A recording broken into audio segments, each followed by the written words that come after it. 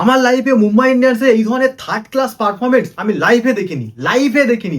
মুম্বাই ইন্ডিয়ান্সের প্রচুর ম্যাচ দেখেছি, প্রচুর ম্যাচ 2009 থেকে, কিন্তু এই ধরনের থার্ড ক্লাস পারফরমেন্স জীবনে দেখিনি। এক হয় হার, আর এক হয় এইভাবে সারেন্ডার করে হার।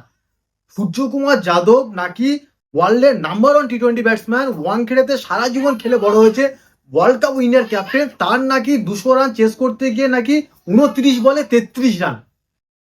কি ইনিংস, কি ইনিংস! আদৌ কি হার্দিক পান্ডিয়ার সাথে আন্ডারে, ক্যাপ্টেন্সিপ আন্ডারে খেলতে ইচ্ছে করছে না? ইগোতে লাগছে যে আমি ইন্ডিয়ান ক্যাপ্টেন, আমাকে ক্যাপ্টেন কেন দিচ্ছে না মুম্বাই ইন্ডিয়ান্স আইপিএলে? আমার তো তাই মনে হচ্ছে যে হার্দিক পান্ডিয়ার সাথে তার সম্পর্ক ভালো নেই, তার আন্ডারে সে খেলতে চাইছে না, ইচ্ছা করে রান করছে না। কারণ ওয়াংখেড়েতে সেই যে প্লেয়ারটা সারা জীবন খেলে এসছে, ছোট থেকে খেলে এসছে ওয়াংখেড়ের মাঠে, সেই প্লেয়ারটা আজ এরকম রান, 200 রান চেস করার সময় এবার ঠুকে ঠুকে 1 রান নিয়ে নিয়ে, কি খেলা ভাই, এটা কি খেলা? সবসময় তিলক বর্মা একটা ম্যাচে লেগে গেছে বলে মুম্বাই জিতে গেছে।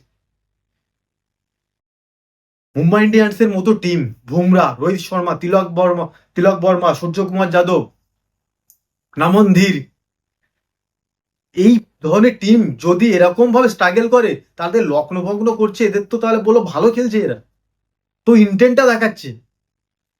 তিলক বর্মার বড় ফ্যান, তিলক বর্মা আমার একটা অ্যাডভাইস, এত বড় মাপের প্লেয়ারকে অ্যাডভাইস দেওয়া মানে হয় না, কিন্তু একটাই জিনিস, টি-20 ক্রিকেটে এইভাবে খেললে কিন্তু পিছিয়ে যাবে, টিমও পিছিয়ে যাবে। এত টাইম লাগে না, এত টাইম নিতে নেই।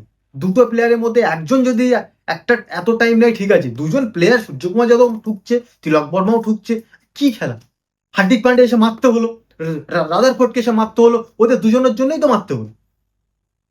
মুম্বাই ইন্ডিয়ান্সের ফ্যানরা যতই বাজে কথা বলুক, তাদের গায়ে লাগুক না লাগুক, আমি এখনো বলবো টিমের মধ্যে বন্ডিং নেই। হার্দিক পান্ডিয়ার ক্যাপ্টেন্সির আন্ডারে এই সূর্যকুমার যাদব খেলতে চাইছে না, বুমরার বল হচ্ছে না, 1-2 দিন হয়তো ভালো বল হচ্ছে।